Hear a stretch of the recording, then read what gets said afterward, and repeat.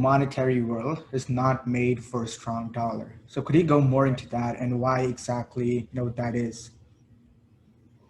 Yeah, so I mean, basically, the way the monetary system is designed is if you run the global reserve currency, then you have to run a trade deficit. The rest of the world, because you're bringing their goods in and you're sending your dollars abroad, and that's how the foreigners get the dollars which they need to operate.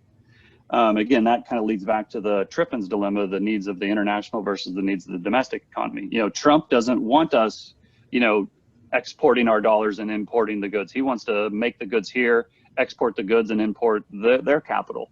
So the monetary system isn't designed for the dollar to be strong, because if the dollar is strong, then it's harder for those foreign companies to export to us. Not only that, but because we are the world reserve currency, people save in dollars, people borrow in dollars. Well, if you borrow in dollars and the dollar gets stronger, it means that your debt is becoming harder to pay off, not becoming easier to pay off. Part of the reason that, that all this dollar-denominated debt outside the United States took off after 2008 was because many people and many institutions thought that the dollar, as the Fed did QE, that the dollar would fall in value. Right. And if you borrow in dollars and the dollar falls in value, it's easier to pay that debt off. The problem is that the dollar didn't fall. And they thought that, as the dollar fell, their economies would rise, the debt would fall, and it would be easy to pay off. But the exact opposite happened. The dollar didn't fall, the dollar rose, and their economies didn't go crazy, and they've actually come under extreme pressure. So they've got the exact opposite of what they were planning on. So now they're in the situation where they have a lot of dollar debt. It's gone up in value, not down in value. Their own currencies have gotten weaker and their own economies have gotten weaker. So now they're in a situation where, the debt is starting to come due. They either have to pay it off or they have to refinance it, and it's going to be at higher rates and more expensive than they wanted it to be.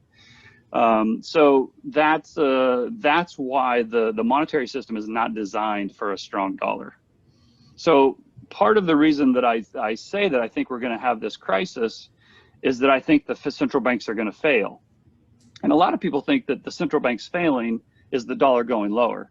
But the dollar going lower, that prolongs the status quo. If the dollar goes lower and these foreign countries and even the US are able to refinance at a lower dollar value, that just means there's going to be even more dollar debt out there. It's not going to solve the issue, it's just going to make it bigger. Right. The central bank's losing control is the dollar going higher.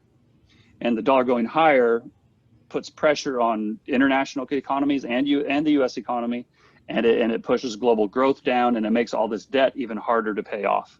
And I just think it's going to get away from them. I know that they're able to supply dollars and print dollars, but I just don't think they're going to be able to print them as fast as they need to offset what everybody else is going to have to do as well.